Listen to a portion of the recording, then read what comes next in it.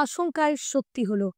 আবারও বন্যা পরিস্থিতির সৃষ্টি হলো পশ্চিম মেদিনীপুরের ঘাটাল মহকুমায়। চলতি মরশুমে আবারও জলে ভাসল শহর থেকে গ্রাম। ঘাটালের পান্না চাতাল এলাকায় হাঁটু সমান বন্যার জল, আর সেই জল পেরিয়েই ঝুঁকিপূর্ণভাবে চলছে যাতায়াত। বন্যা আর ঘাটাল ওতপ্রোতভাবে জুড়িয়ে গেছে। এই বন্যা থেকে নিস্তার পাচ্ছে না এলাকাবাসী। পান্নায় এভাবে যেতে হচ্ছে, এভাবেই যেতে হয়, এইটুকুটা এভাবেই যেতে হয়।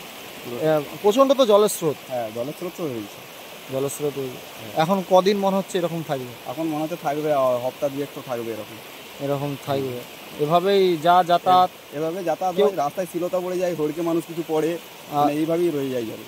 আর কোনো কেউ যদি অসুস্থ হয়, সেক্ষেত্রে অসুস্থ হয়, ওই তো নৌকা থাকিয়ে দিনের বেলা, রাতের বেলা নেমেই পার হতে হয়। এমার্জেন্সি বলে কোনো কিছু করার নেই। পশ্চিম মেদিনীপুর জেলার ঘাটালের আজবনগর এক গ্রাম পঞ্চায়েতের পান্না চাতাল এলাকায় হাঁটু সমান বন্যার জল পেরিয়ে ঝুঁকিপূর্ণভাবে চলছে যাতায়াত। যে কোনো সময়ই ঘটে যেতে পারে বড়সড় দুর্ঘটনা। ঘাটালের পান্না সহ বিভিন্ন এলাকা থেকে ঘাটাল শহর যাওয়ার এই গ্রামীণ পিচ রাস্তায় একমাত্র ভরসা, কিন্তু সেখানেও হাঁটু সমান জল।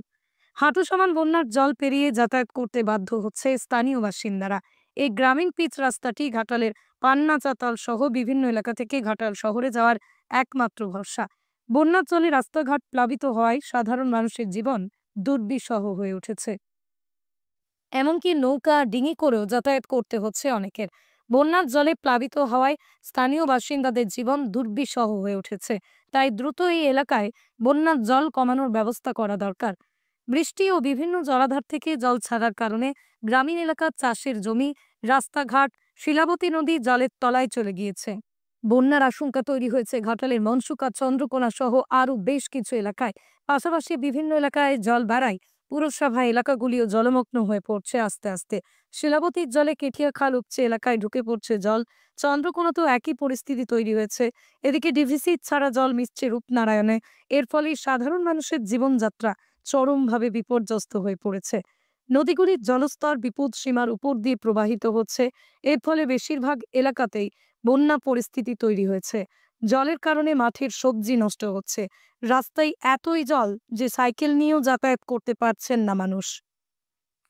বন্যা মানেই ক্ষতির পর ক্ষতি, আর সেই জায়গায় ঘাটালের অবস্থা আর বলার ভাষা নেই।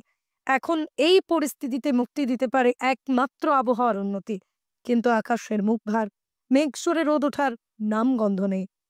পশ্চিম মেদিনীপুরের ঘাটাল থেকে মিজানুর রহমানের রিপোর্ট, লোকাল 18 বাংলা।